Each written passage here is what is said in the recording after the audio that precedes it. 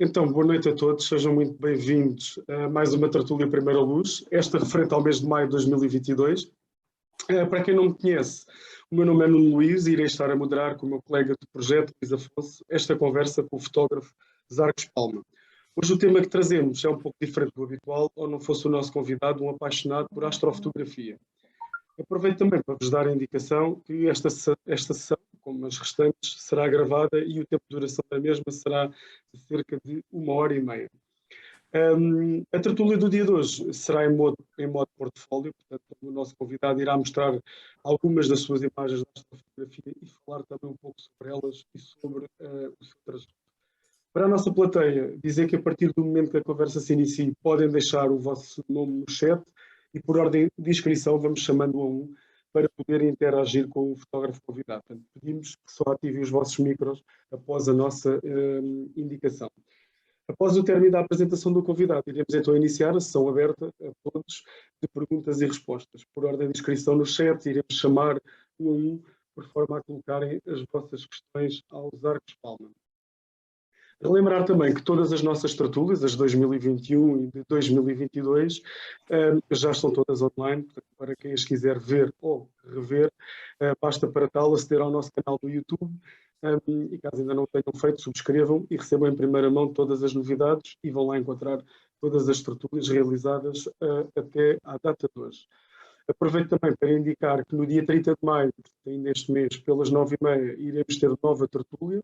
E desta vez iremos estar à conversa com a fotógrafa Cláudia Rocha.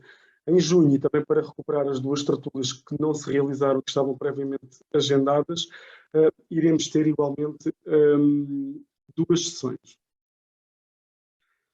Chegou então a hora de apresentar o nosso fotógrafo convidado, o Zarcos Palma, que ao contrário da maioria de nós, fotografa durante a noite. Mora numa região com pouca poluição luminosa, o que permite ter céus únicos, e foi esse o motor que o levou a encontrar na astrofotografia os seus maiores desafios fotográficos e onde tem o seu principal foco de autoaprendizagem. Planear atempadamente as suas imagens, fruto da especificidade do tema que fotografa, é algo que faz com que os equipamentos usados e a sua constante evolução permite-lhe captar fenómenos únicos recomendados pela lei do universo. A sua paixão pelo tema é tão grande que no Concelho de Mértola é igualmente um guia local, acompanhando passeios noturnos e explicando sobre este tema apaixonante a todos aqueles que procuram a região para ver e desfrutar do maravilhoso céu estrelado do Alentejo. Senhoras e senhores, Zarcos Palma com vocês. Olá Zarcos, boa noite. Olá Nuno, estás-me a ouvir? Estou-te a ouvir bem, estou-te a ver bem. Antes de mais, antes de iniciares, agradecer-te, em meu nome e da Primeira Luz, teres aceito o nosso convite. É um prazer. Quis aqui falar um pouco desta tua enorme paixão pela astrofotografia. Portanto, a partir de agora, o comando é teu, se quiseres começar. Eu vou partilhar o ecrã. Já estão a ver? Sim, já estamos a ver. A rapaziada está toda a ver? Pronto, sim, está tudo a ver, sim. Ok, ótimo. Então pronto. Bom, antes de mais, eu gostava de agradecer ao Nuno o convite para participar na tertúlia e a oportunidade de mostrar uma pequena parte do meu portfólio. E de facto é um privilégio porque nas tertúlias anteriores, tal como disse o Nuno, que estão disponíveis no YouTube, há de facto fotógrafos excelentes que apresentaram de facto um portfólio brilhante, embora noutras áreas de atividade. Como o Nuno referiu, eu vivo, depois de uma longa carreira profissional, vivo a maior parte do ano na zona do Dark Sky Mértola, concretamente em Mina de São Domingos. Sou guia da Câmara de Mértola para todos os temas da astrofotografia. E naturalmente o céu aqui, eu estou a 10 minutos de caminho de um céu imaculado e que me permite, de facto, ter a oportunidade a um conjunto de fenómenos que as pessoas, por exemplo, dos grandes centros urbanos têm que fazer 200 km para os fazer. Portanto, eu vou à janela, vejo se o tempo está bom, saio e 10 minutos estou a fotografar, não é? E, portanto, isto é uma grande vantagem. E porquê esta história da astrofotografia de paisagem? A astrofotografia de paisagem, tal como vocês podem ver na imagem que eu partilho com vocês, é uma forma de fundir a paisagem, não é? Daí o nome, astrofotografia de paisagem, com o céu, e que de uma outra forma, com a beleza do céu, de outra forma seria impossível de ver. Aqui também se aplicam exatamente as mesmas regras de composição que se aplicam na fotografia normal de paisagem, complementada com o céu e com todo o conjunto de fenómenos que nós teremos a oportunidade de ver ao longo da minha apresentação. Mas, naturalmente, o meu interesse pela fotografia não se esgota aqui, não é? Eu tenho trabalhos também na área da paisagem, do preto e branco, principalmente na área do fine art. Tenho fotografias de aves, fotografias de panoramas, porque me parece que cada uma destas áreas, e há aqui grandes fotógrafos neste momento a assistir a esta tertúlia de paisagem, cada uma destas áreas apresenta desafios específicos, não é? E, portanto, eu penso que todos esses desafios e o controle dessas situações tornam-nos, de facto, fotógrafos bem mais completos. Na astrofotografia de paisagem, o desafio é, tal como o nome da tertúlia diz, é escrever com a luz quando não há luz, não é? E, portanto, é sair às horas em que normalmente o fotógrafo de paisagem regressa a casa e tem, de facto, uma compensação muito, para mim, é fantástica, que é feita uma hora em que se pode desfrutar da natureza sem influência de muitos dos fatores que ocorrem durante o dia, não há barulhos, não ouve-se unicamente as aves noturnas, para os ruídos típicos da noite, a água a correr, o despertar dos cheiros das plantas, das flores selvagens. É, digamos que um tipo de... funciona como terapia. Isto funciona tanto, na maior parte das pessoas, no verão, porque é quando o núcleo da Via Láctea está acima do horizonte, mas funciona também de inverno. Portanto, de inverno há, de facto, muitos fenómenos e muitas oportunidades de fotografia que não são negligenciáveis, não é? E nós iremos ter a oportunidade de ver aí alguns. Portanto, feita esta pequena introdução, eu sugeria que nós começássemos. Eu vou começar precisamente com... Vocês estão a ver o pôr do sol? Sim, sim. Ok, pronto. Era só para confirmar se estava tudo a funcionar. Estamos a ver bem, Zambos. É? Estamos a ver todos bem. Se houver algum problema, eu aviso. Ok, pronto. E se alguém aí da audiência não estiver a ver, que avise. E, portanto, para a maior parte das pessoas, quando o sol está ali naquela posição, o que a malta faz é arruma o equipamento, arruma os filtros, mete tudo na mochila e volta para casa. Pronto, comigo é exatamente o contrário. É nesta altura que preparo a mochila e que vou para a rua, não é? Porque a partir daqui ocorrem, de facto, vários períodos astronómicos que cada um deles tem, efetivamente, oportunidades de fotografia muito interessantes. Há o crepúsculo civil, o crepúsculo náutico e o crepúsculo astronómico, e digamos que para nós, basicamente, só que nos interessa este último, e o crepúsculo astronómico digamos que é um período em que o Sol se encontra a 18 graus abaixo do horizonte. E é a partir desse momento que efetivamente é noite, não é? Porque a luz do Sol já não pode influenciar o sítio onde nós estamos. Uma outra, neste tipo de fotografia, é também muito importante o planeamento.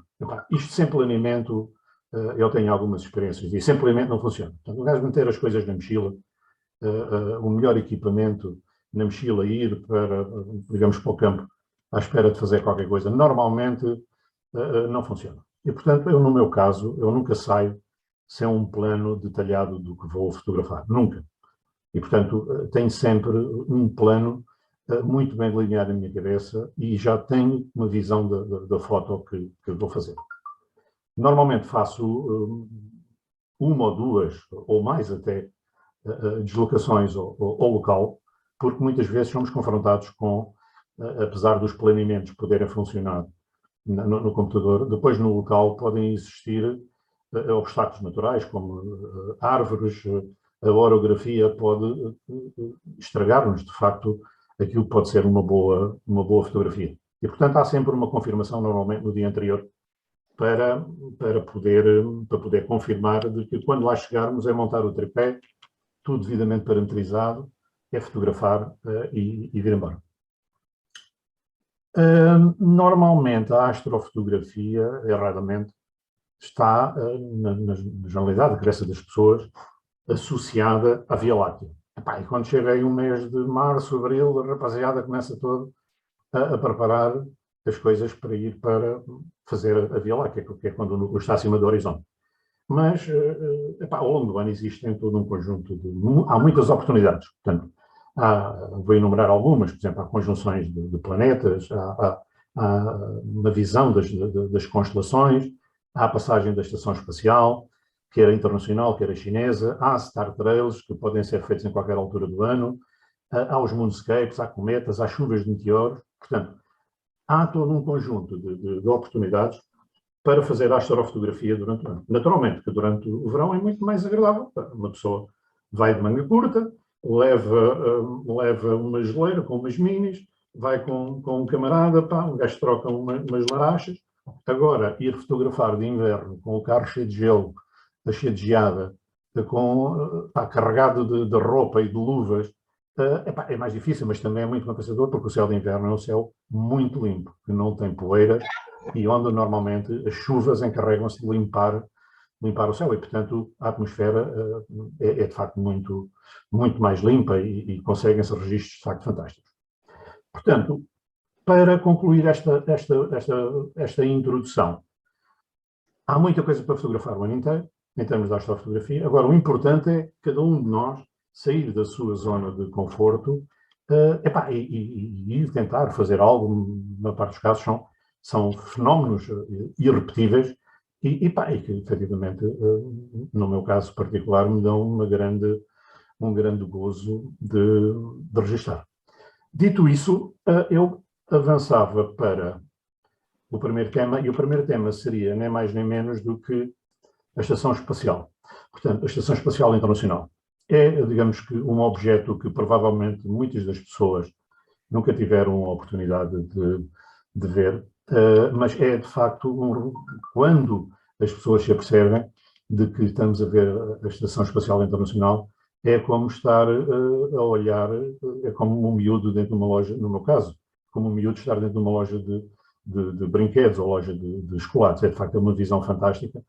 Eu tive a oportunidade de fotografar agora recentemente, mas estou a saber que temos lá 11 pessoas dentro que viajam a 27.000 km por hora, ou seja, 7 km por segundo, que veem o nascer e o pôr do sol 16 vezes por dia. É, de facto, muito, muito curioso, não? E, portanto, me dá-me um grande gozo fazer este registro. E o primeiro registro é nem mais nem menos do que uma passagem da Estação Espacial Internacional, e aqui entramos também numa outra área, que é a área dos moonscapes. É o registro da passagem do rastro da passagem da Estação Espacial Internacional sob a corta de águas ácidas da mina de São Domingos. Vemos que ela aparece,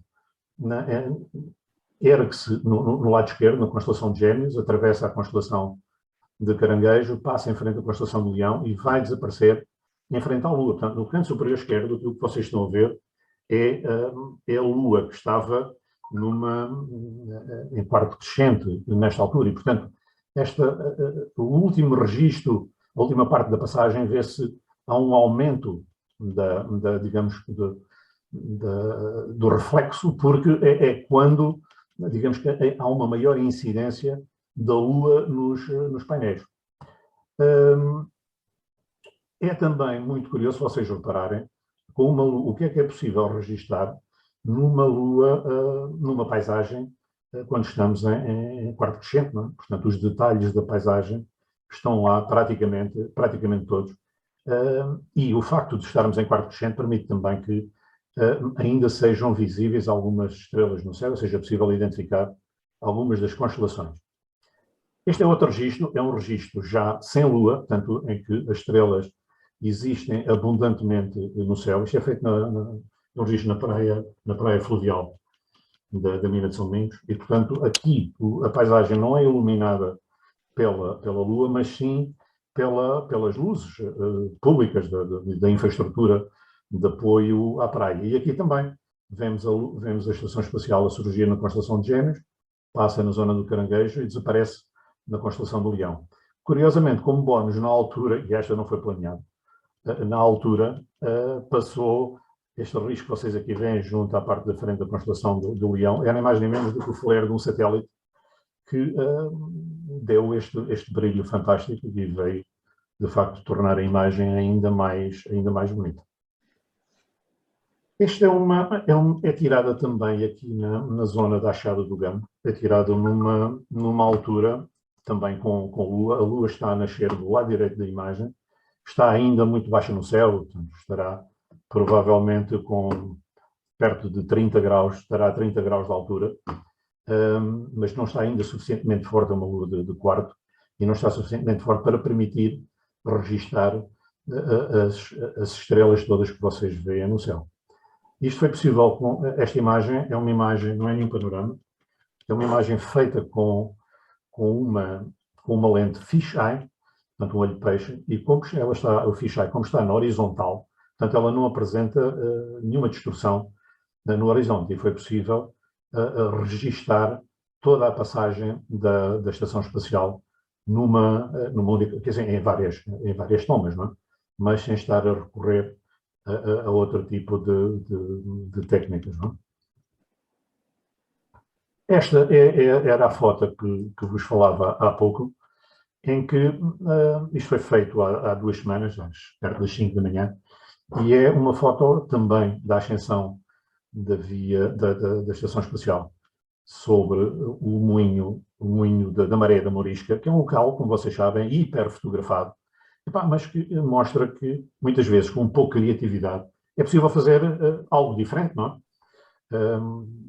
E, de facto, esse foi um desafio também que eu me propus, porque eu não estava muito inclinado a ir fazer o nascer de sol, que é sempre tirado do mesmo sítio, porque o sol nasce sensivelmente sempre do mesmo sítio. Procurar fazer uma coisa diferente. E pronto, e saiu isto, e saiu, penso que saiu muito bem. Agora, o que é que nós, ainda dentro da área da estação espacial, há um outro tipo de fotografia que eu também gosto muito de fazer, que é fazer o registro da passagem, tanto da estação espacial em frente ou da Lua ou do Sol.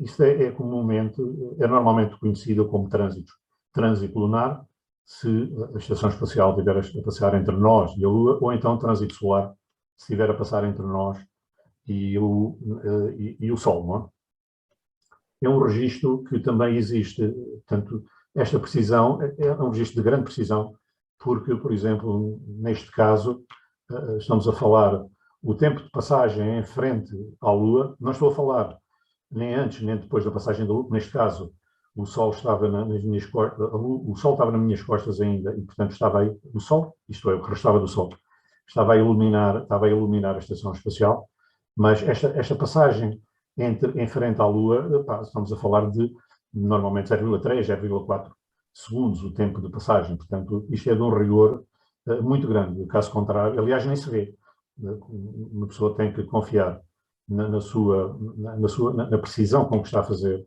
o registro, e só depois da fotografia feita é que é possível vê-lo em casa. Já me aconteceu que não funcionar, como é óbvio, portanto isto não são nem sempre corre bem. Não? Este é também um trânsito em frente à Lua, mas aqui a estação espacial estava muito pequena, porque neste dia estava a perto de 600 km de altura, quando ela normalmente anda perto dos 400, 450, e de facto aparecem uns pequenos pontos que são o reflexo, não? Da passagem. Depois há uma outra técnica, que é fazer o registro, mas da passagem em frente ao Sol. E aqui, tal como no exemplo anterior, é importante um planeamento adequado, por todas as razões e mais algumas, não é? E como é que isto tudo funciona, só para vocês terem uma ideia. Neste caso, como é óbvio, isto foi feito com uma distância focal de 600 mm, e a objetiva está tapado com um filtro Bader, que é um filtro adequado para fazer a fotografia do Sol, não é? Porque toda a gente sabe que não é aconselhável, por todas as razões e mais algumas, olhar para o Sol diretamente. Portanto, isto começa há um registro, há um site que é na internet, que é o Transit Finder, que nos diz para um determinado ponto, portanto, neste caso concreto, para a minha zona, para a zona onde eu estava, qual é o dia e a hora, e o minuto, e o segundo, e o 10º segundo em que a estação espacial vai passar em frente ao Sol, em frente à Lua. Portanto, é este quadrozinho aqui em cima.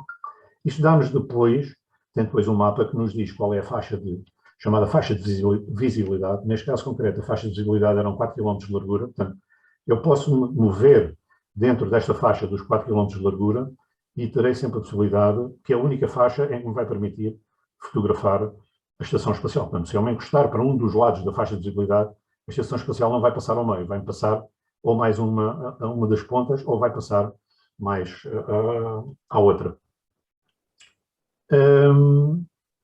Isto tudo é complementado usando o Google Earth, procurar um sítio onde seja seguro montar o equipamento para poder fazer uma observação dos cuidados, sem haver problemas de carros, nem nada disso. Não é? Portanto, em traços gerais, o planeamento é este. Creio que se vê aqui em cima o tempo de passagem, portanto, o transit duration, portanto, neste caso concreto, é uma duração de 0,61 segundos. Portanto, isto é pouco mais de meio segundo que a estação espacial era atravessar de uma ponta à outra. Neste caso aqui, eu tive o cuidado de ir ao site da NASA e nesta altura estavam atracadas duas naves. Uma nave de carga Progress 75 russa e estava a SpaceX, uma nave de carga, uma Crew Dragon, nesta posição. Enfim, sublinhei isso porque isso faz parte também todo do processo criativo e de investigação à volta de todo este tipo de fotografia. Mas há também, naturalmente, isto não se esgota na estação espacial, existem milhões de satélites à volta do planeta, e à esquerda, aquilo que vocês podem ver é aquilo que se chama o Starlink Train, que é um conjunto de 60, neste caso eram 60 satélites, que estavam a passar por cima de Setúbal. Portanto, isto é uma imagem estática, mas eles deslocavam-se vagarosamente nesta direção, e foi, de facto, muito curioso observar isto. À direita é um registro da estação espacial chinesa, portanto, conhecida como a Chinese Space Station, e o acrónimo é CSS, a abreviatura é CSS. É ainda muito difícil de fotografar, e só em condições muito especiais. Eu tentei, mais de meia dúzia de vezes, bem mais, fazer este registro, mas não foi possível, por razões de ordem vária, nomeadamente porque, se vocês compararem a dimensão da Estação Espacial Internacional, que tem perto de 100 metros de tamanho, portanto é maior do que um campo de futebol, esta estação, ainda nesta fase, conhecida como a Tiangong, o nome dela é Tiangong, tem apenas 37 metros, né? Comparado com os 107 metros da Estação Espacial. Portanto, o nível de reflexão dos painéis é muito pequeno ainda. E, portanto, neste caso concreto, funcionou porque eu tinha a Lua do lado esquerdo da imagem, que refletia nos painéis, e, portanto, eu sabia, através daquele site, um site de planeamento deste tipo de fotografias, que a magnitude desta passagem ia ser uma magnitude relativamente elevada e, portanto, com um pouco de arte e engenho seria possível de fazer esta captura. Mais uma vez, se vocês procurarem isolar a imagem unicamente da estação espacial chinesa e lhe subtraírem, portanto, a beleza desta imagem da Albufeira da Tapada Grande com o rastro dos carros, não seria a mesma coisa. Portanto, daí a importância de incluir sempre um pouco da paisagem para lhe dar um contexto no sítio onde estamos a fotografar e para dar mais riqueza à fotografia. A seguir, entramos na zona das chuvas de meteoros. Existem várias chuvas de meteoros ao longo do ano, mas as chuvas de meteoros, de facto, as mais ricas em termos do número de meteoros por hora, são as Perseidas, que normalmente ocorrem em agosto, 12 e 13 de agosto, com a radiante na constelação de Perseu, daí o seu nome, e as Quadrântidas em janeiro. Esta é de facto muito difícil este registro de 4 de janeiro, porque a radiante desta constelação, desta chuva de meteoros, está muito na vertical, está perto dos 70, 80 graus na vertical, e portanto obriga a lente a estar na vertical, e nesta altura a condensação é muito grande. Eu já fiz fiz várias tentativas menos bem sucedidas, porque mesmo com sistemas de aquecimento das lentes, existem sempre, a partir de determinada altura, alguma condensação que acaba por tirar o brilho a este tipo de registros. Portanto, as Perseidas é de facto um momento muito agradável para fazer este tipo de observações. Está o tempo bom. Aqui vemos e foi um casal que veio especificamente de Lisboa, são dois clientes meus que vieram especificamente de Lisboa para assistir a este fenómeno e ficaram de facto extasiados. Portanto, eles a partir da altura eles dançavam, cada vez que passava uma destas bolas, agarravam-se um ao outro, aos beijos, estavam todos enamorados, e assim foi uma noite de facto fantástica. E o que é esta história da Radiante que vocês ouvem provavelmente muitas vezes falar?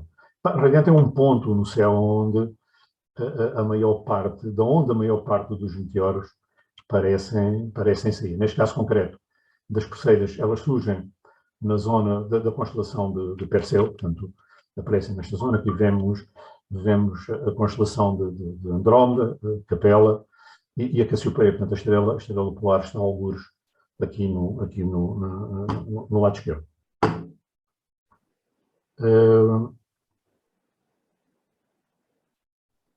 Pronto, esta é outra imagem também do registro das Perseidas, exatamente, foi Perseidas, e mais uma vez, isto foi tirado com uma lente fisheye, porque permite observar uma grande zona do céu. Daí, neste caso, como a lente está virada para cima, esta deformação do horizonte, que eu não quis alterar, porque não fazia sentido nenhum, não? E aqui há uma coisa que eu vos queria, de facto, chamar a atenção. Vocês provavelmente já viram algumas fotografias de meteoros, de chuvas de meteoros, em que os meteoros aparecem todos alinhados, parece que vêm a régua e esquadro a partir da radiante, não é? Portanto, na prática, isso não é verdade, porque os meteoros, eles aparecem no céu de uma forma perfeitamente aleatória, se bem que a maior parte deles têm uma tendência de divergirem a partir de um determinado ponto, que é a radiante. Portanto, digamos, há aqui alguns que são claramente vêm desta zona, mas há outros que atravessam o céu numa posição completamente contrária. Eu o ano passado fiz uma experiência numa chuva de meteoros, pôr uma câmara apontada para a radiante e pus uma câmara apontada na direção diametralmente oposta. E por acaso estava lá, era uma altura que a Via Láctea estava presente, e portanto eu fiz um registro, curiosamente, de vários meteoros na zona da Via Láctea e que não era suposto, digamos, para o conhecimento generalizado, não era suposto estarem ali. Essa foto foi publicada num site americano da astrofotografia, porque eles também acharam muito curioso digamos, a presença de tantos meteoros numa direção oposta à radiante. Não? Saltando, agora, isto digamos, é semelhante, não? Saltando dos meteoros um pouco para os cometas, e estes são dois exemplos, são dois cometas que atravessaram o nosso céu. O mais recente, o do lado esquerdo, que é o Neovisa, em 2020, e de facto foi possível, foi planeado, portanto isto não foi por acaso, foi possível fazer o registro da estação espacial, do rastro da estação espacial a atravessar a cauda do cometa, por cima dos canais do Guadiana, que é uma zona muito, muito engraçada, uma zona selvagem dentro do Parque Natural do Val do Guadiana, e curiosamente, como bónus, havia uma série de pessoas que estavam a acampar lá embaixo, e que no seu movimento com as lanternas para trás e para a frente, acabaram por proporcionar uma imagem de facto muito curiosa e fora do vulgar, não é? Portanto, se vocês pensarem, se fizerem um crop da fotografia unicamente do meteoro, do cometa e da estação espacial, não teria tanto interesse se não tivesse incluído esta parte aqui de baixo.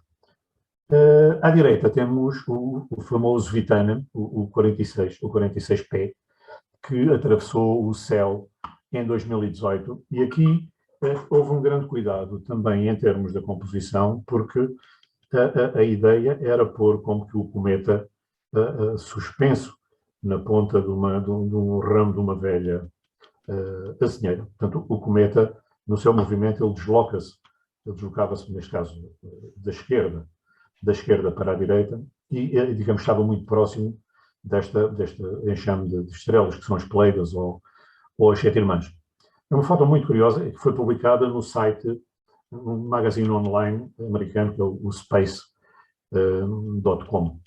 Aqui, mais uma vez, a importância também sempre da composição. Deixando os cometas e passando para as constelações, há uma constelação que eu gosto particularmente de fotografar, que é Orion. É uma constelação de inverno, não é? E neste caso há uma composição algo elaborada. Ela é tirada em cima de digamos, quando a constelação de Orion está na direção de uma ponte. Eu chamei-lhe aqui, o título que eu pus nesta fotografia foi Somewhere There is a Road to Orion. E, digamos que complementada com uns rastros de carros, neste caso do meu Jeep, para trás e para a frente, para mostrar, digamos que o dinamismo da fotografia e mostrar ao mesmo tempo a beleza do céu. Portanto, a constelação de Orion nesta zona, aqui está a estrela Sirius, na constelação de Cão Maior, e aqui a constelação de Touro, a Betelgeuse, que é uma estrela brilhante na constelação de Touro. Esta é exatamente, é também Orion, mas numa fase muito inicial da sua ascensão, sobre neste caso é uma ribeira, que tinha chovido muito e estava cheia de água, e portanto eu pus umas botas de água, daquelas que se põem até à cintura, e carreguei com o tripé com a máquina para poder fazer esta imagem do Orion em cima do lago, não? E ficou de facto muito original. Tivemos a constelação de Cão Maior, com Sirius, e aqui a famosa constelação de Orion. Mas nem só de Orion vive o céu, não? Há uma outra constelação, que é a constelação de Escorpião. Esta constelação de Escorpião é a constelação que nos indica que estamos prestes a ver o núcleo da Via Láctea. Portanto, aqui temos a estrela amarela Antares, e estão aqui as pinças. Estas 3 estrelas são as 3 estrelas que indicam, juntamente com Antares, que nos indicam a proximidade da Via Láctea. E, portanto, esta foi no início, isto foi tirado às 10h30 da noite, faz agora um ano, é 25 de maio, faz um ano, e portanto às 10h30 da noite em maio, o núcleo de Via Láctea não é visível. Mas já de facto, há de facto já sinais, e Escorpião, cá está para mostrar.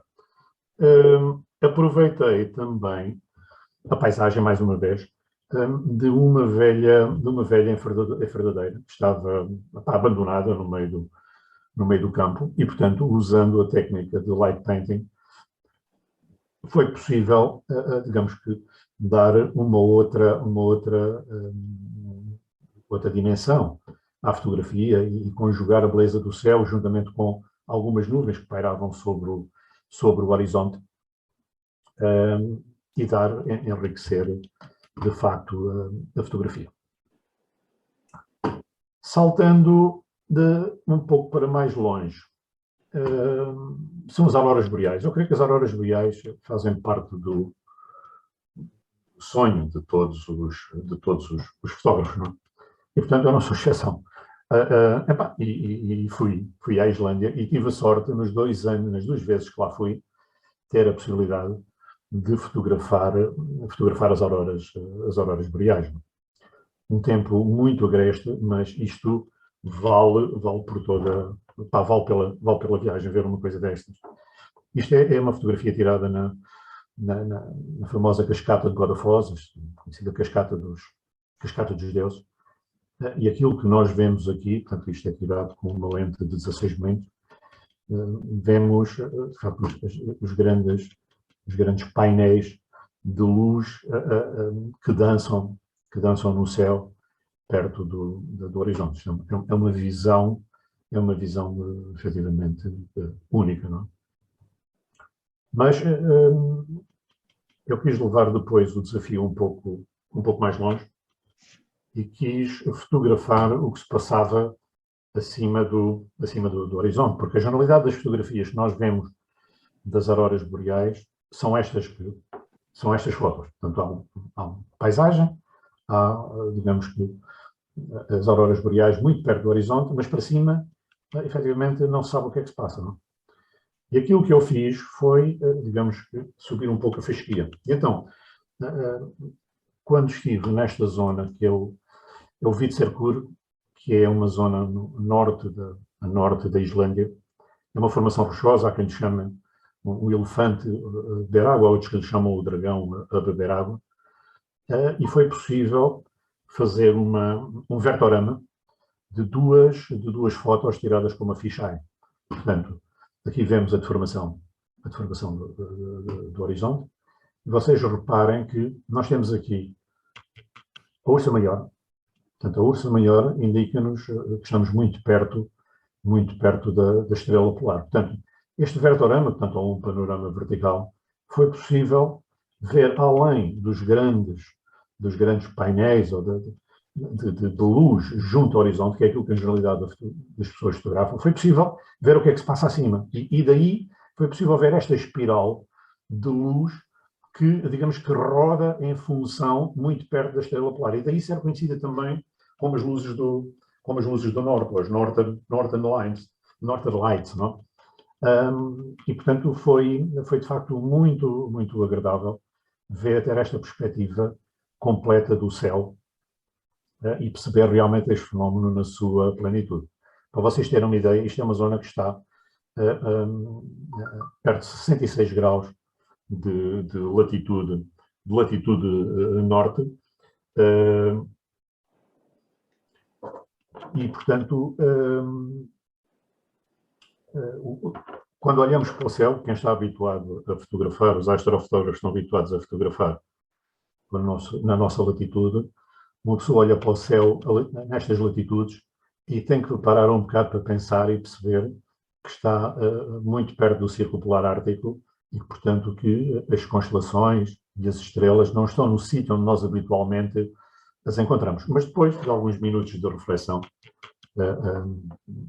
nós percebemos e de facto, volta tudo a ser como era antes. Ao fundo, vemos um aspecto também de paisagem, que é sempre importante, de uma cidade também bondosa, que é uma grande cidade também do norte da Islândia.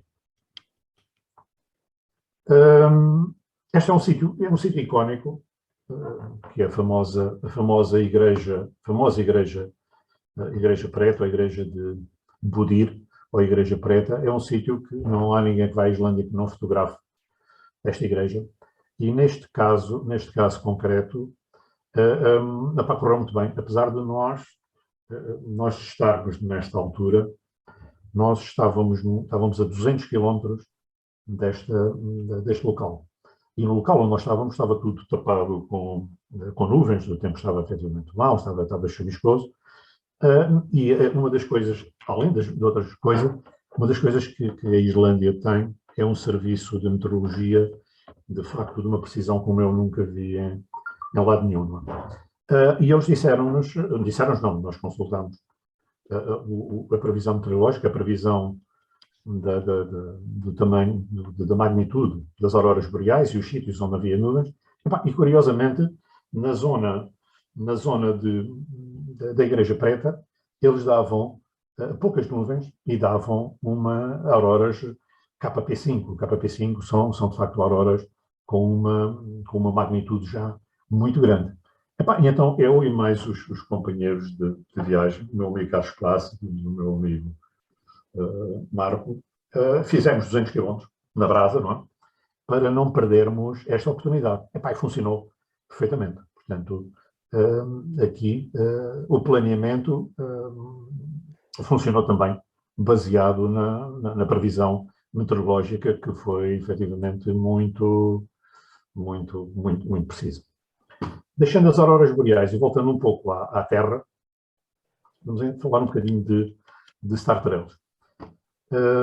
Star Trails são, enfim, acho que toda a gente já deve ter tido a oportunidade de fazer um Star Trail, mas neste caso concreto eu quis fazer algo um pouco mais criativo e simular, dentro do meu fiel companheiro, o Jeep, uma viagem espacial na direção das estrelas. Portanto, aqui o alinhamento do Jeep era crítico, não é? Porque eu queria que no teto de abril fosse possível ver o Polo Norte, portanto a estrela polar, e houvesse ao mesmo tempo no retrovisor o reflexo das estrelas, o rastro das estrelas que estão a sul. Portanto, a câmara estava montada numa posição pré-determinada dentro do Jeep. Eu não estava dentro do Jeep, não para não perturbar o movimento, mas digamos que depois de arranca para trás para a frente, a primeira noite não correu muito bem, porque levantou-se vento e este é um Jeep que tem uma área lateral muito grande e, portanto, as fotos ficaram, os rastros ficaram tremidos, não é? E, portanto, apesar de todo o cuidado que foi posto, esse era um fator com que eu não tinha, que não é controlável de modo nenhum, não? Então voltei depois na segunda noite, e correu de acordo com aquilo que tinha sido planeado, não? Isto foi uma viagem que eu fiz ao Val d'Aosta e aos Alpes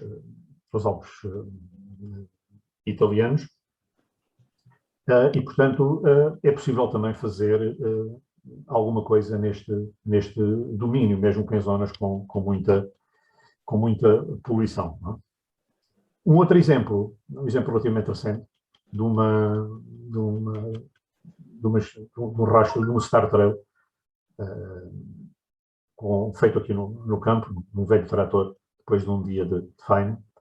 Este é na Achada do Gama e aqui há várias técnicas aqui, portanto temos os Star Trails e temos também alguns light painting com a passagem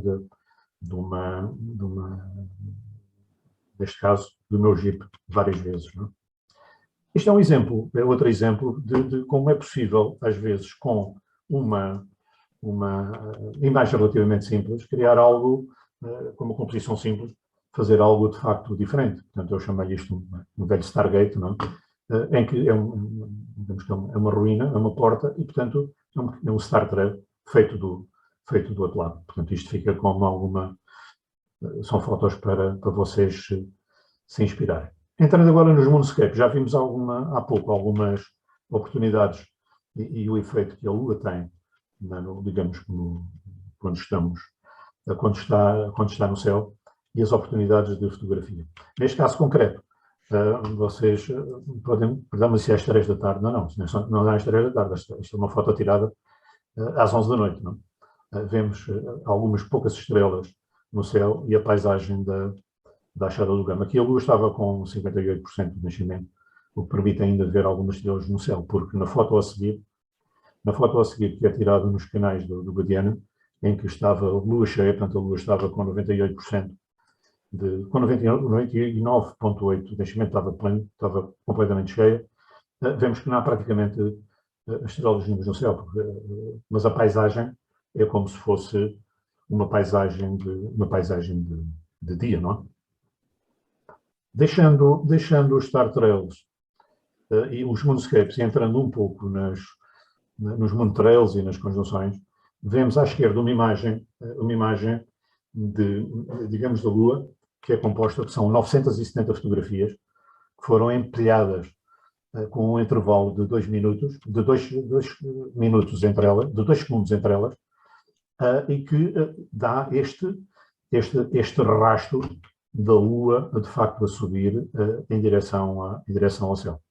Este, curiosamente, foi a última lua cheia do ano de 2020, foi também a última lua cheia da década e aconteceu no penúltimo dia do ano de 2020. À direita, em termos de conjunções, eu tenho várias fotografias de conjunções. Aqui vemos a Lua, isto é uma Lua muito perto do horizonte. Vemos a Lua a pôr-se em direção ao horizonte, é o rastro da Lua a pôr-se em direção ao horizonte, e vemos aqui o planeta Vênus. Isto é aquilo que se chama conjunções, que é quando dois objetos celestes estão aparentemente perto. Na verdade, não estão. A Lua, digamos que está normalmente entre os 360 e os 400 mil quilómetros de distância, enquanto neste caso Vênus estava a 41 milhões de quilómetros de distância. Mas a sua posição no céu dá-nos esta ideia de que estarão aparentemente perto. E mais uma vez, digamos que o foreground sempre presente para enriquecer as fotografias. Depois, uma coisa que eu gosto também de fazer, particularmente, que são os alinhamentos. São os alinhamentos da Lua. Neste é um alinhamento em que o objetivo era colocar o centro da Lua no mar da tranquilidade, neste caso concreto. E, de facto, correu muito bem. A Lua, aqui, ela subiu ainda antes do pôr do sol, portanto, o foreground estava particularmente bem iluminado, e a Lua nem por isso, porque devido à presença de muita luz do Sol ainda na atmosfera, portanto, eu aqui estava a 3,5 km de distância, mas o objetivo aqui era, efetivamente, apontar a ponta da antena ao mar da tranquilidade. E funcionou muito bem. Esta foi uma foto também tirada no ano passado, em que foi tirada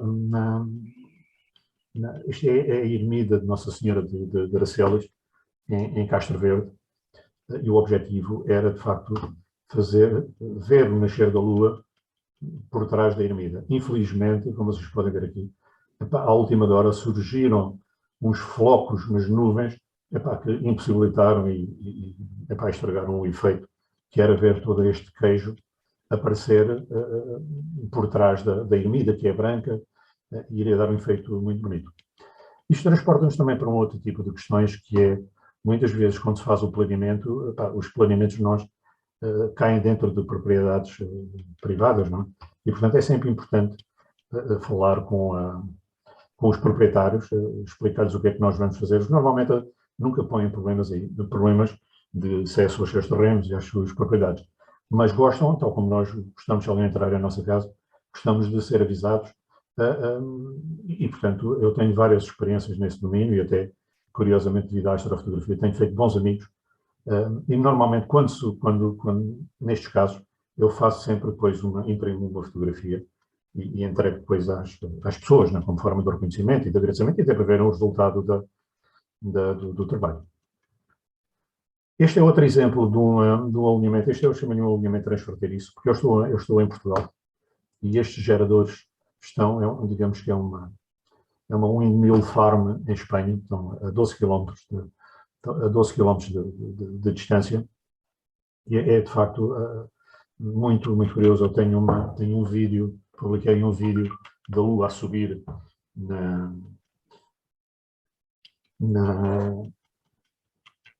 por trás dos aerogeradores. É de facto muito engraçado, mas aqui o vídeo iria ocupar-nos muito tempo, mas é só para vos dar uma ideia de que, com um planeamento adequado, é possível de facto fazer fotos out of the box, como costuma dizer.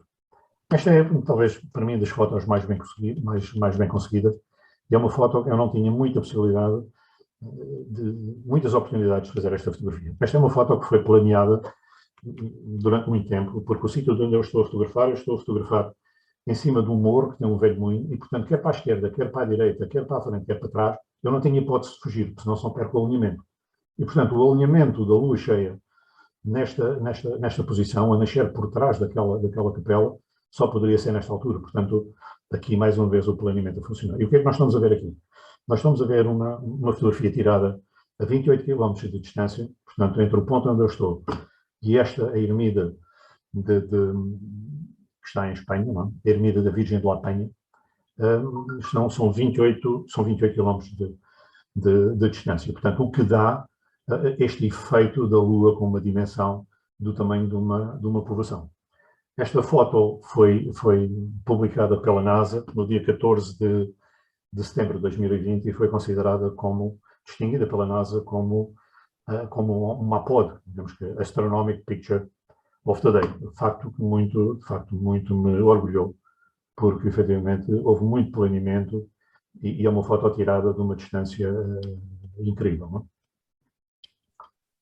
Entrando agora naquilo que é, digamos que a rapaziada gosta, e que, para o qual está mais sensibilizado, que são, de facto, as Vias Lácteas. Esta é uma imagem de uma Via Láctea também tirada numa propriedade. É um panorama, mas eu cortei-o aqui porque, para não fugir ao tamanho da imagem, aos 16:9.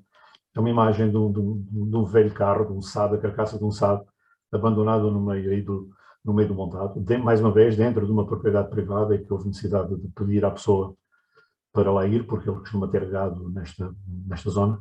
E foi uma foto que foi publicada pela Samyang e que ganhou um prémio na Samyang, porque foi uma foto que foi feita com uma lente Samyang de 14 2.8. O que é que nós temos mais aqui? Vou-vos mostrar mais algumas fotografias. Esta é uma foto tirada durante o confinamento. Digamos que isto é na fronteira, Portugal-Espanha, e portanto há uma barreira, e digamos que o título desta fotografia, na altura, porque foi estrada para a Via Láctea encerrada devido ao Covid. Aqui é uma foto também tirada nos passadiços do Guadiana, do Pulo do Wolfo, e esta engloba várias técnicas. Esta aqui temos uma longa exposição no foreground, e aqui temos light painting no interior desta estação de deitagem da Moitinho. Aqui, mais uma vez, portanto, a Via Láctea, digamos que parece a estação espacial a atravessar o fumo galáctico que sai desta chaminé, também na achada do Gampo.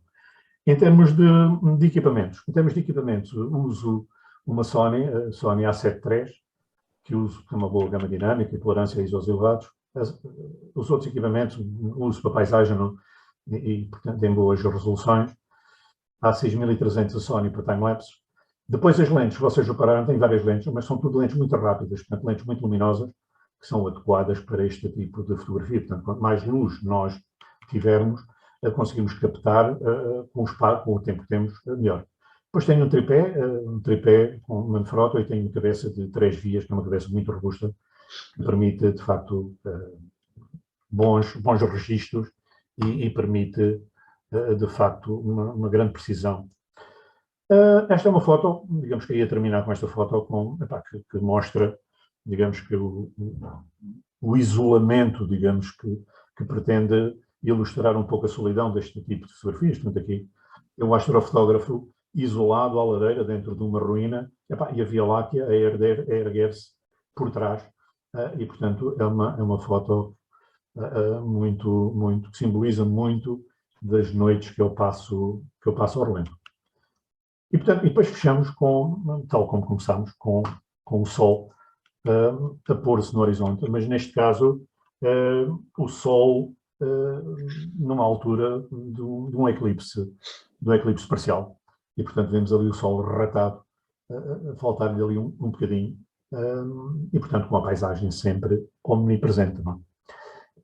Eu penso que, digamos que com isto eu termino a minha rápida apresentação, e gostava de terminar dizendo que podemos que esta história do pôr do sol não é o fim, não é o princípio, de facto, de uma série de oportunidades que vocês tiveram a oportunidade de ver, e termino com uma citação de um grande fotógrafo de Setúbal, chamado Maurício Abreu, em que ele, na introdução do seu livro, um livro fabuloso, que é o Retratos do Fim de Século, que é uma coleção de retratos de muitas profissões da província de Setúbal, diz que espero que os pequenos instantes que fixei permitam penetrar um pouco nos diferentes mundos por onde viajei.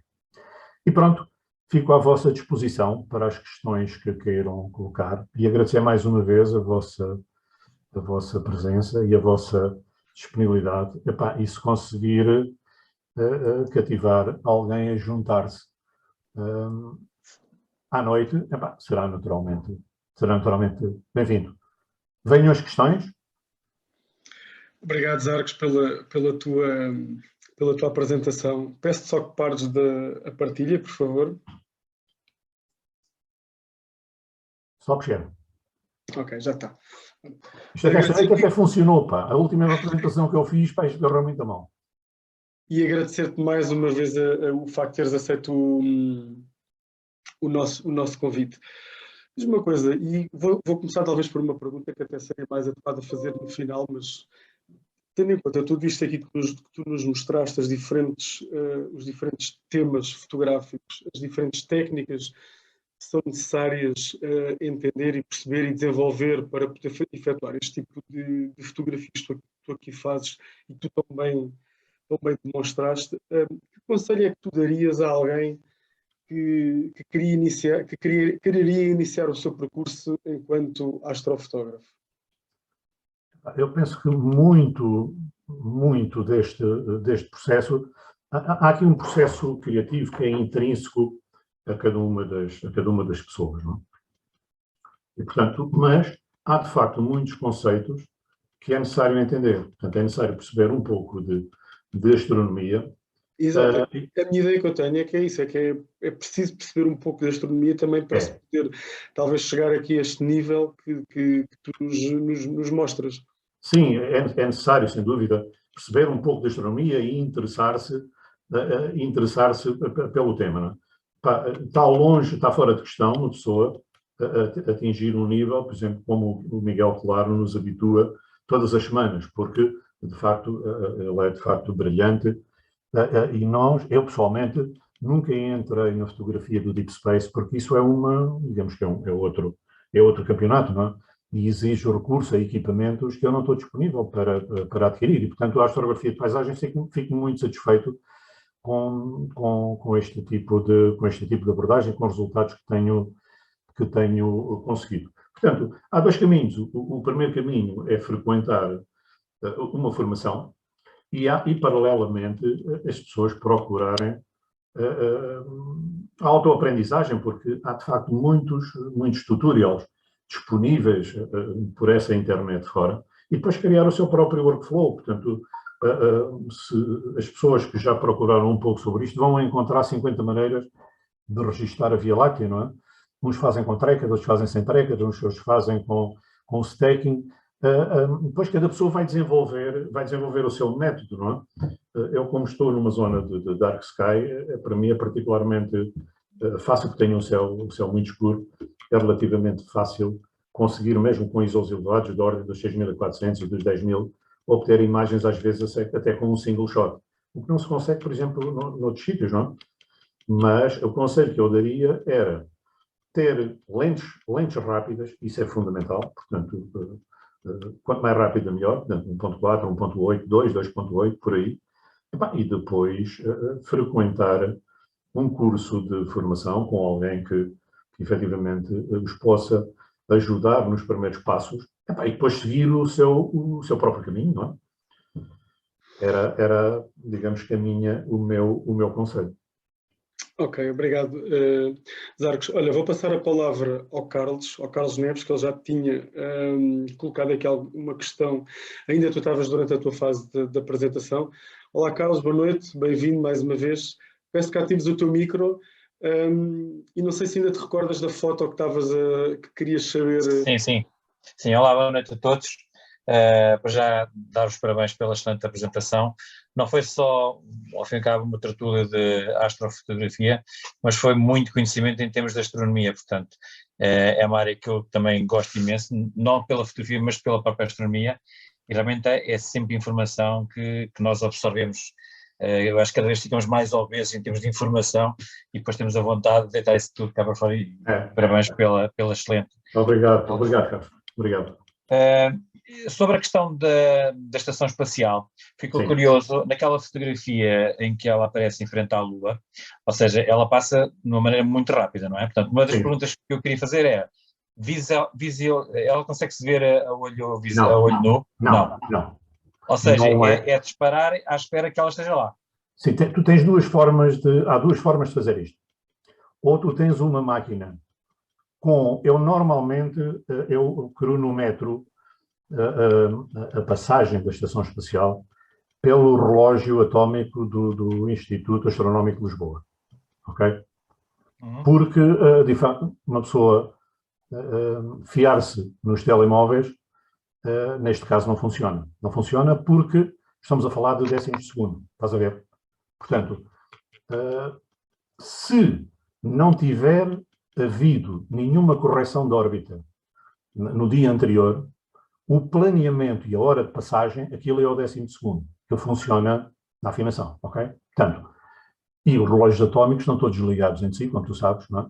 E, portanto, a precisão do relógio atómico de Lisboa digamos que, é indiscutível. E, portanto, isto para te dizer, digamos que isto é a base.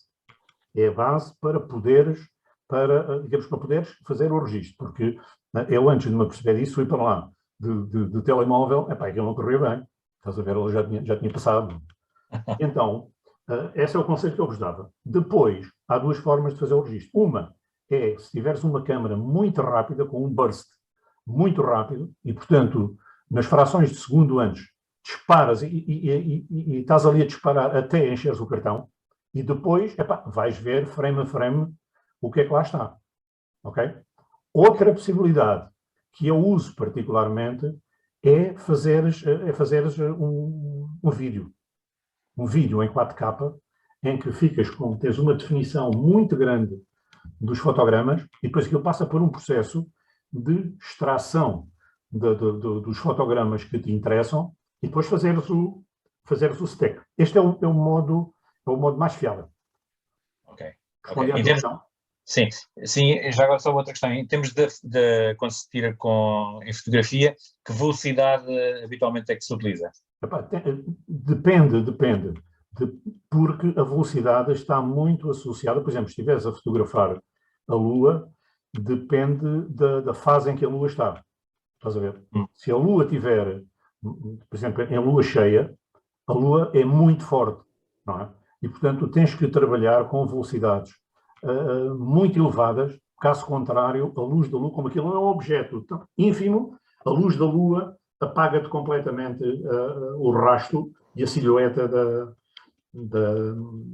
estação espacial. Por exemplo, aquela fotografia que apareceu em que se vê lá a estação espacial, estamos a falar de velocidades de quê? De 1000, 2000, por aí? Ou mais?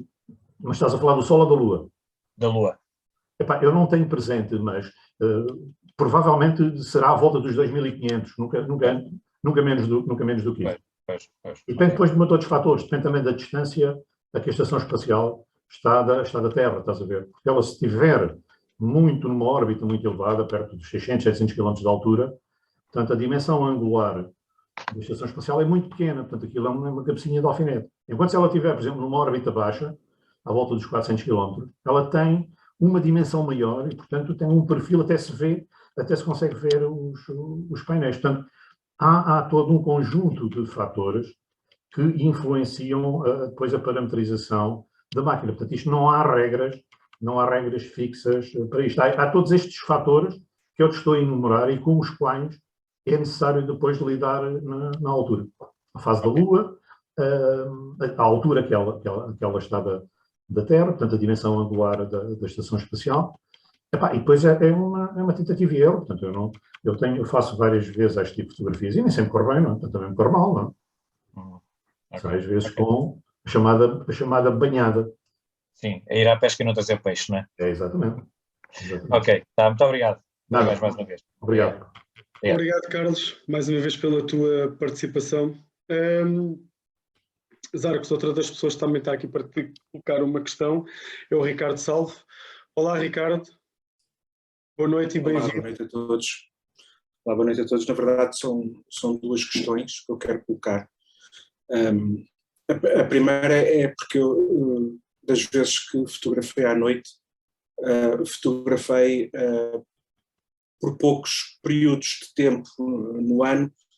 Uma das razões é, de facto, a falta de companhia e é aquela questão de à noite todos os homens são crentes e eu fico nervoso em fotografar sozinho à noite e, portanto, talvez aceite aí o desafio da companhia lançado. Mas isto leva-me a outra questão, que é outra das razões pelas quais eu fotografei pouco à noite, é que dá-me a sensação que ao fim de X tempo a fotografar à noite esgotava-se uma criatividade.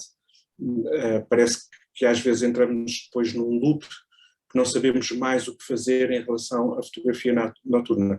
Por isso a minha primeira pergunta é como é que se alimenta a criatividade para continuar a fotografar à noite e produzir tanto trabalho de fotografia noturna?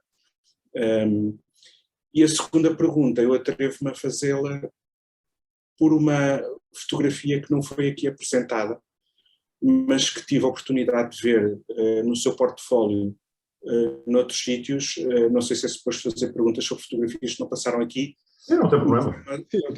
Mas é uma solargrafia que é um dos desafios que eu me propus um dia conseguir fazer, e gostava que explicasse um bocadinho como é que nasceu a ideia da solargrafia e isso pode desvendar um bocadinho de como é que a fez. E são estas as minhas questões para já. Obrigado. Ok. Então é assim, Ricardo. A questão do portfólio, eu creio que aquilo que você viu esta noite, eu posso tratar por tudo, dá mais jeito, não dá? Ricardo? Claro, com certeza. Pronto, pode tratar por tudo também, para deixar de etiqueta. Ótimo, também prefiro. Pronto. Aquilo que tu tiveste a oportunidade de ver mostra que a questão da fotografia noturna, tal como a fotografia diurna, é inesgotável, não é? E, portanto, cabe-nos a nós procurar no terreno esse tipo de objetivos. Eu vivo, como provavelmente tiveste a oportunidade de ouvir, eu vivo aqui no Alentejo, em Minas São Domingos, a maior parte do ano. E uma grande parte da minha atividade diária, ou quando tenho tempo, naturalmente, porque não ando permanentemente no campo, monto-me no Jeep, e vou para fora da estrada. Portanto, vou off-road à procura de montes, à procura de vales, à procura de ruínas, à procura de sítios que possam, juntamente com a paixão da fotografia, alimentar e criar uma fotografia diferente de tudo o que eu fiz até hoje. Por exemplo, dou-te um exemplo. Eu hoje fui a Espanha, porque eu estou aqui perto da fronteira, fui a Espanha meter gasóleo. Metia um 69, não sei se isso ajuda alguma coisa à causa, mas portanto. E no caminho tive a oportunidade de ver 2 montes abandonados, que já passei ali algumas vezes, mas nunca me tinha ocorrido que aquilo dava uma grande fotografia. Conclusão. Já tenho ali mais 2 oportunidades de fotografia num velho monte alentejano, abandonado, em que é possível ver a Via Láctea a nascer por trás do monte e depois o monte, as ruínas, o que resta, com um grande light painting, vai dar uma foto fantástica. Isso responde à tua questão. Sim, de facto, é uma das grandes dificuldades que senti é que ao fim de X tempo de fotografar à noite tem que parar, não é? Porque dá a sensação que a criatividade tem que descansar um bocado para depois... Não, eu estou numa zona em que tenho muitos motivos para isso. Além de isto ser uma zona, é uma antiga mina que tem muitas ruínas, não é? E, portanto, vocês tiveram a oportunidade de ver alguns dos locais fotografados. Depois, é uma zona que tem atividade agrícola, portanto, tem máquinas agrícolas. No meu portfólio, provavelmente, tiveste a oportunidade de ver algumas chafeiras debulhadoras abandonadas no campo. Existem montes abandonados. Há, de facto, eu acho que em cada monte desses, em cada local, há uma oportunidade. Uma pessoa tem que ir, de facto, sensibilizada e com o olho, digamos que, não é olhar, é ir ver, ir procurar essas oportunidades de fotografia. Coisas que eu faço sempre. Portanto, eu ando quando saio de casa, vou sempre em modo scan. Estás a ver? Vou sempre à procura de uma oportunidade de fazer uma fotografia diferente. E esta foto que eu te mostrei, que eu vos mostrei aí da NASA, que foi uma foto da APOD, foi uma fotografia da Astronomic Picture of the Day, é uma foto que é tirada assim, a 10 minutos a pé da minha casa. Por incrível que pareça. Não é? Os sítios estão lá. É preciso, efetivamente, uma pessoa potenciá-los e encontrar nesses sítios a oportunidade para a fotografia. Ok? Agora, sobre a SolarCam. A SolarCam, de facto, era um desafio que eu tinha também. Aquilo eu tive a oportunidade depois, assim, tipo, de me meter com a malta que faz longas exposições. exposições de 4 minutos, 5 minutos, 6 minutos. Eu depois mandei-lhe uma fotografia. Portanto, isto é uma longa exposição de 6 meses. Portanto, assoem-se a esse guardanapo. E a malta ficou, 6 meses realmente. Exposição de 6 meses, é de facto uma exposição muito grande. Aquilo é possível fazer em casa, mas eu não fiz isso em casa, eu fui pelo modo mais fácil. Existe uma empresa em Inglaterra que se procurares Solar Can, portanto, lata solar, eles vendem umas latas já com o papel fotográfico dentro, e a única coisa que tu tens que fazer é pôr a lata apontada, normalmente é apontada a sul, não é? Para apanhar o sol desde o nascente até ao poente, não é?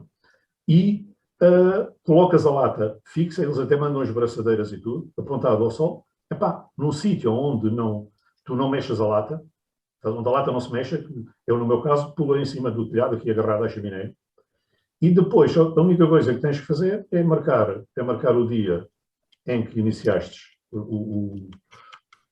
a exposição. Aquilo vem com um autocolante que tapa o buraquinho, não é? Tiras esse autocolante, e depois, quando achares, ao fim de 3 meses, ou no meu caso foi 6 meses, porque eu queria registar o ponto mais alto do Sol e o ponto mais baixo do Sol e perceber como é que o tamanho dos dias variavam e como é que a altura do Sol, quando a rapaziada aqui diz, estamos no verão, o Sol está muito alto e tal, e ali vê-se perfeitamente porque é que o Sol está alto, não é? E porque é que no inverno o Sol está baixo. E portanto é colocar essa lata aí num sítio onde ninguém mexe, e depois é só ir lá buscá-la, e depois aquilo tem as instruções como é que é feita a revelação. É uma coisa relativamente simples. Toma nota, Solar Can. Ok. Carlos muito Neves obrigado. Nada. Já partilhou o link, Arcos. Carlos Neves já partilhou o link. Já? Então pronto, aí. Temos aqui no nosso chat. Obrigado, Carlos, pela partilha. E até já pôs o preço, 15 libras cada uma dessas latas que estás a falar aos Arcos. Mas aquilo, eu não pus esta foto aqui porque não é uma foto de astrofotografia específica, não é? Aquilo é uma foto que se desenrola durante uma longa exposição de 6 meses, não é? Aquilo naturalmente engloba a noite e ali é possível ver, inclusivamente ver quando é que houve muitas nuvens e quando é que houve sol e tudo, aquilo dá um mapeamento do céu durante 6 meses. Eu fiz aquilo por curiosidade, porque tinha ouvido falar no assunto e faltava-me essa no portfólio. Sim, no meu caso também era muito por curiosidade. Vais lá ao site que eles têm lá montes de exemplos. Ok. Muito bem. Ricardo, mais alguma pergunta? Já não. Se me surgir, eu aviso.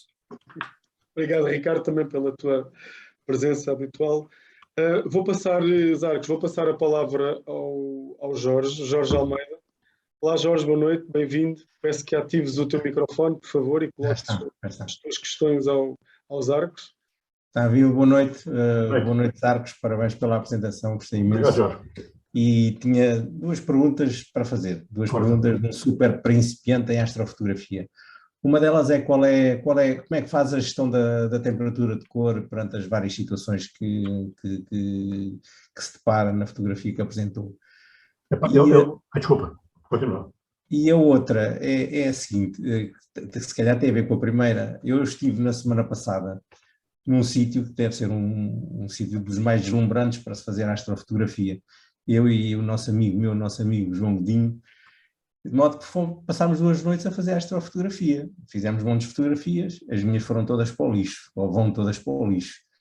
Porque estávamos num local onde praticamente a olho nu conseguia-se ver a Via Láctea como a que está aí nas suas costas. Quase a olho nu. Nunca tinha visto uma coisa assim. Nem mesmo na minha aldeia, na Pampilhosa da Serra, quando eu era novo, que não havia lá luz nenhuma, e nos entretínhamos à noite, de barriga para o ar, e os meus primos a olhar para a Via Láctea. Desta vez, neste sítio onde estivemos, foi uma coisa deslumbrante. Só que não consegui fazer nada. Não consegui fazer nada porque, pronto, utilizei praticamente os mesmos parâmetros que fiz aqui em Portugal, com o Miguel Claro. Pronto, e lá, quer dizer, o chão é tão escuro, é tão breu, que não conseguimos, o sol nunca não apanhou sol em nenhuma das fotografias. Portanto, e nisso eu gostava de saber como é que os Arcos como é que os arcos se desenrascavam naquela situação, como é que fazia o light painting do chão, o que é que sugere? O que é que sugeria? Vamos lá ver. Existem, neste tipo de fotografias de Via Láctea, existem dois aspectos que é necessário considerar. Uma é a fotografia do céu, que é distinta da fotografia do foreground. Okay? Portanto, não é possível, numa mesma exposição, ter uma fotografia boa da Via Láctea e ter o chão completamente, quer dizer, o foreground completamente exposto e com o detalhe que eu tenho nas minhas fotografias. São temas diferentes, ok? Portanto, ainda à primeira questão que tu puseste. Normalmente, por sistema, eu tenho a minha máquina parametrizada para o balanço de brancos, normalmente eu fotografo sempre com 3200. Isto porque o céu aonde eu estou me permite, e devido à minha experiência, está otimizado. 3200 é o ideal, portanto permite-me efetivamente fazer tirar uma Via Láctea contrastada. Há outros fotógrafos que usam balanços de brancos mais elevados, portanto, a volta dos 4000, 4500.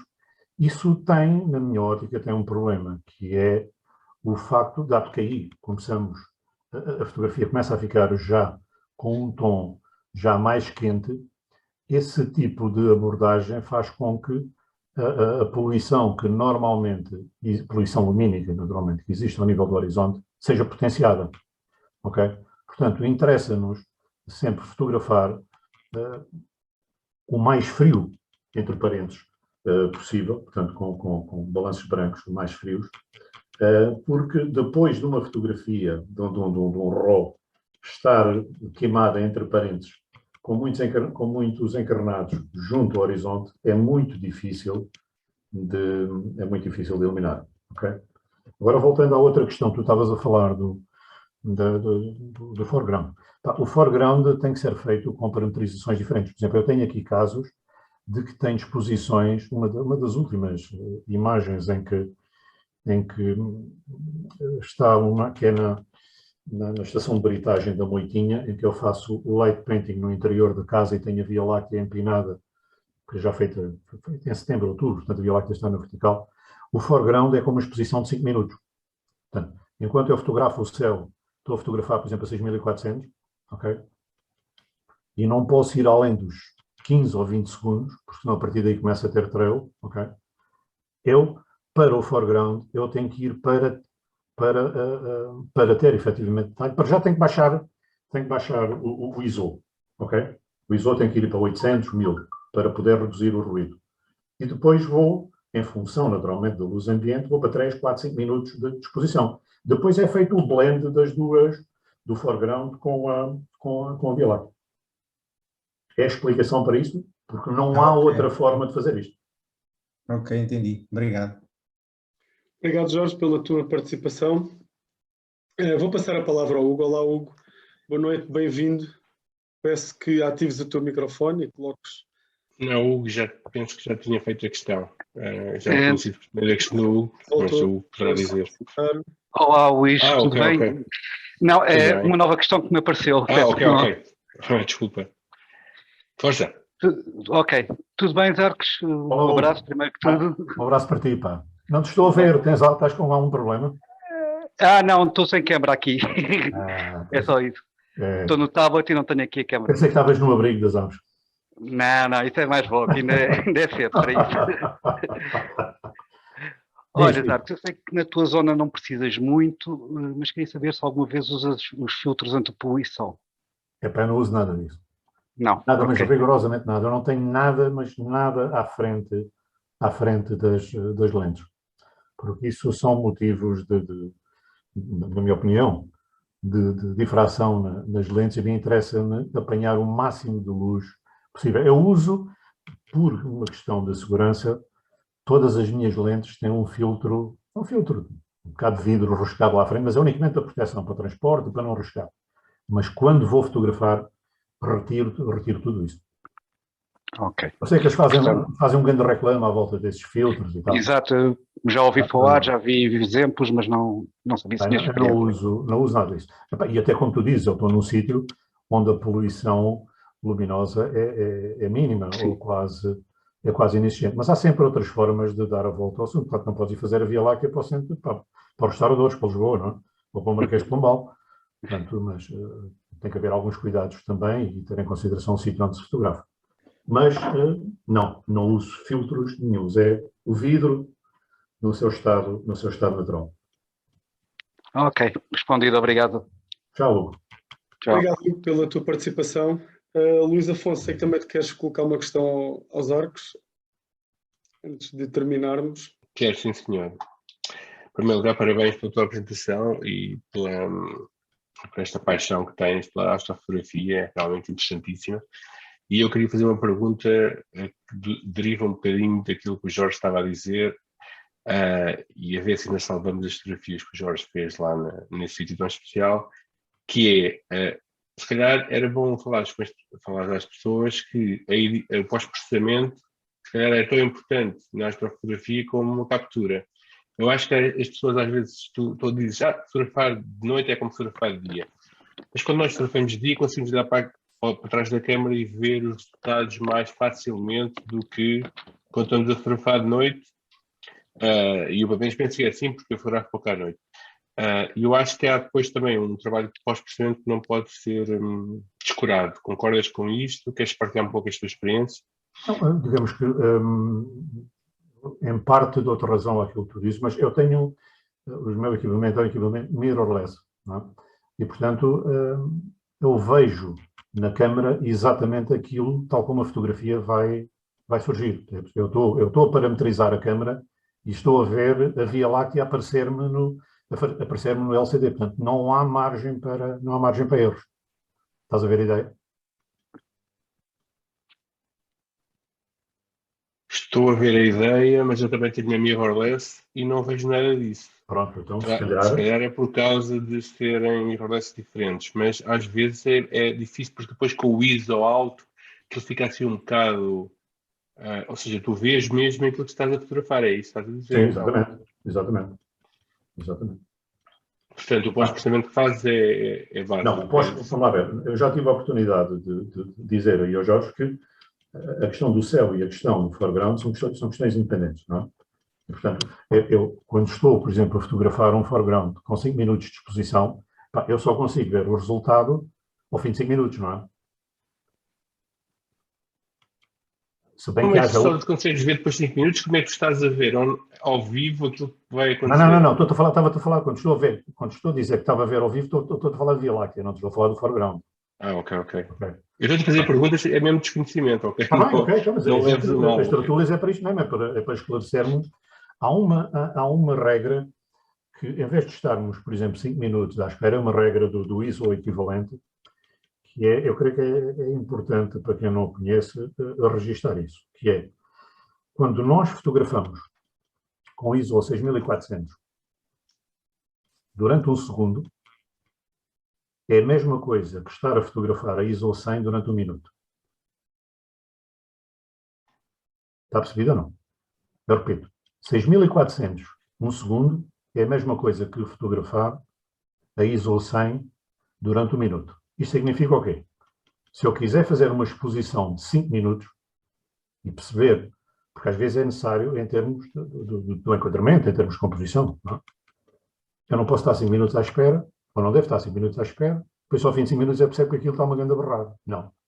Eu subo o ISO para 6400, fotografo durante 5 segundos e sei o que é que vou obter quando, se estiver a fotografar depois ISO 100, depois naturalmente se passar para ISO 200 será 2 minutos e meio, depois é questão de fazer contas. Mas de facto, é uma regra do ISO equivalente que nos permite, de facto, reduzir os tempos para podermos para poder analisar as composições. Depois é tudo uma questão com a luz ambiente que temos. Portanto, ou fotografamos a ISO 100, ISO 100 normalmente não fotografa à noite a ISO 100, mas podemos ir para ISO 200, ISO 300, 500, trabalhando depois com esta com esta regra da equivalência de ISOs. Estás a ver, Luís? Não estás a ver? Ok. Estou a ver. Não, estou a ver perfeitamente. Minha experiência não é. Eu não, Pois. o Miguel é que é o nosso especialista. Já agora o Miguel manda-te um abraço. Vou falar com ele. Ele não pôde estar, infelizmente está em trabalho. Pois. Mas fiz questão de te enviar um Okay, abraço. eu agradeço. Pronto, e a astrofotografia não é todo a minha praia, nem cada um tem a sua. E Claro, naturalmente. O Miguel naturalmente. é que tem a dele. Mas pronto, eu tinha a ideia de que a pós-produção era importante não, em termos de edição. No surgir da Via Láctea, mas tu dizes que não, portanto Desculpa. o Jorge se calhar vai ter mesmo que mandar as fotografias para o lixo. Vamos lá ver, se ele... Jorge, com que ISOs é que tu trabalhaste? Pois, a questão foi essa, é que eu também fiz o foreground durante, creio que foi 4 minutos, só que utilizei um ISO demasiado alto e só ruído. Quando foi para fazer o foreground, estava num sítio que era mesmo breu, escuro, não, ainda fizemos ao fim do dia, ainda chegámos a fazer a fotografia ao fim do dia, já depois do pôr do sol, mas estava claro demais, também não dá para aproveitar. E depois, quando foi para fazer o foreground, o máximo que fiz foi 4 minutos, mas foi com o ISO a 3200. Pronto, e aquilo ficou só ruído. Não 3200. Não sabia isto, sinceramente, isto do ISO equivalente, e é lógico, tem toda a lógica que seja assim. E não apliquei. Fiz uma longa exposição dos 4 minutos, mas utilizei um ISO muito, muito alto. Não, essa abordagem do ISO equivalente é importante. É importante para perceberes que tempo é que precisas e que ISO é que precisas. Pois é uma questão de fazer contas. Existe Exatamente. Há montes de tabelas que nos explicam isso tudo, não é? Mas a base de partida é 6.400 um segundo. Exato, e tem toda a lógica que seja assim. Tá, obrigado, já aprendi muito. Luís, só para responder à tua questão. Eu normalmente, depois no processamento, faço um processamento em Photoshop e normalmente a Via Láctea extraio os detalhes todos usando as curvas, não é? Luís, posso avançar? Pode. Sim, claro. Patrícia, tu tinhas levantado a mão, não sei se ainda continuas a querer fazer uma pergunta aos arcos. Sim, muito rápida. Olá, Arcos, boa noite. Olá, Patrícia. Tem a ver com as fotografias com a telezoom e como é que não treme, se tem a ver com o peso do tripé ou com a cabeça. É só isso. A pergunta é mesmo qual é que é o material que eu tenho que usar com uma zoom muito pesada. E aquela é muito pesada, aquilo é muito, acredita que é muito vidro.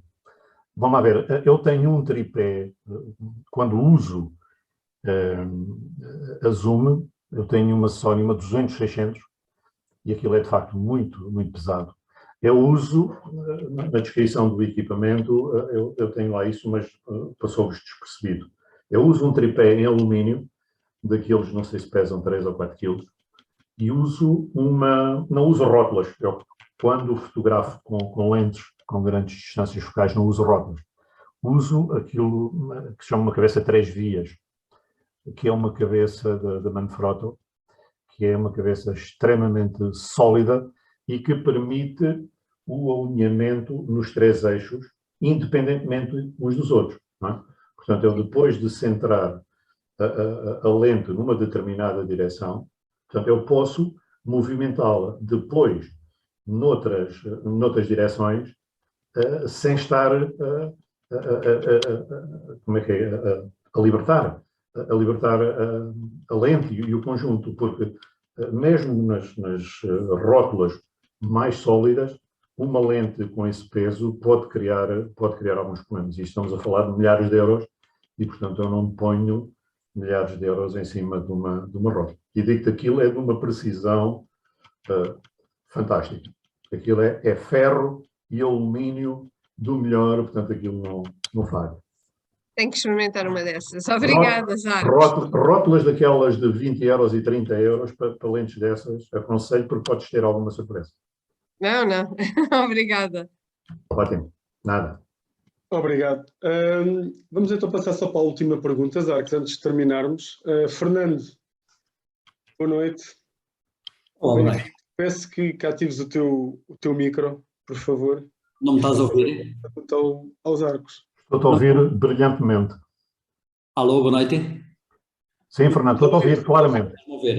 Olá, Zarcos, Nuno, e antes de mais queria agradecer ali ao Nuno e à equipa da Primeira Luz por estas tertúlias fantásticas.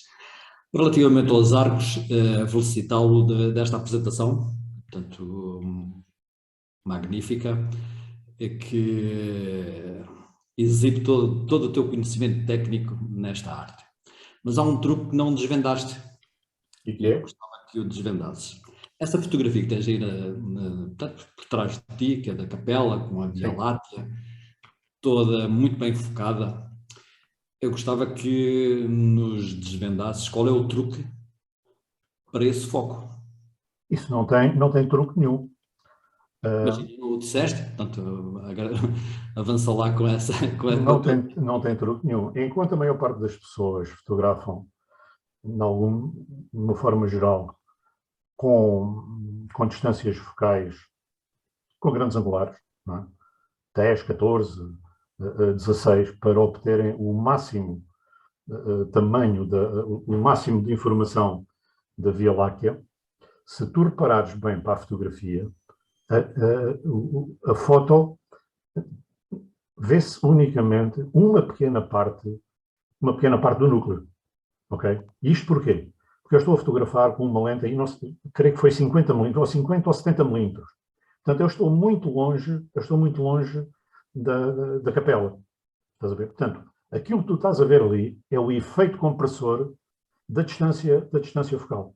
É o mesmo efeito que tu vês, por exemplo, naquela fotografia que eu tirei da Lua a 20 km de distância, em que a Lua, de facto, parece muito grande comparado com a povoação. Não há truque nenhum, portanto, e à distância que eu estava, tu, ao focares a Via Láctea, a Ermida fica automaticamente focada, ou quase focada, portanto, o gajo à noite também não pode andar à procura. Manual ou automático? Desculpa? Fazes o foco manual ou automático? Eu faço só manual. Eu não trabalho à noite, não trabalho. Todos os meus automatismos estão tudo completamente desligado. Imagino que não faças o foco na capela. Não faço o foco na capela. Eu foco à noite, só foco nas estrelas, no caso desta imagem, mas no caso em que estou a fotografar mais perto, em que tem, por exemplo, um foreground, em que tem light painting, por exemplo, aquela do trator, aí, devido à questão da distância focal, eu foco nas estrelas e depois, quando faço o light painting, volto a refocar no objeto, porque senão o objeto, como está muito perto da câmara, fica desfocado, não é? Muito bem, estou satisfeito. Agradeço os teus esclarecimentos. Estás convocado quando vieres cá abaixo para irmos a esta capela. E em breve vou ter aí aos Moinhos, não, a São Domingos. Estás convocado. Domingos, mas não me podes dar muito presunto de pata negra. Isso é, a gente depois fala nisso. Obrigado, Fernando, pela sua participação e pronto, e com esta pergunta também vamos terminar esta tertúlia. Zarcos, mais uma vez agradecer a tua apresentação e também o facto de teres aceito o nosso convite. Para a restante plateia, relembrar-vos que voltamos então no dia 30 de maio, no mesmo horário de sempre, portanto às 21h30, com a fotógrafa Cláudia Rocha. Obrigado aos Arcos mais uma vez e a todos aqueles que assistiram a esta tertúlia. Obrigado a todos pela vossa presença, foi de facto um prazer esclarecer a rapaziada. E portanto, tem as minhas redes sociais, se alguém quiser depois contactar comigo, esteja à vontade. Obrigado. Okay? Um abraço. Parabéns, Arcos, parabéns. Boa noite. Obrigado, pá. Obrigado. Boa noite. Obrigada, boa noite. Então, boa noite a todos. Boa noite. Boa noite a todos. Um abraço, Arcos. Boa noite a todos. Obrigado, boa noite. Boa noite a todos.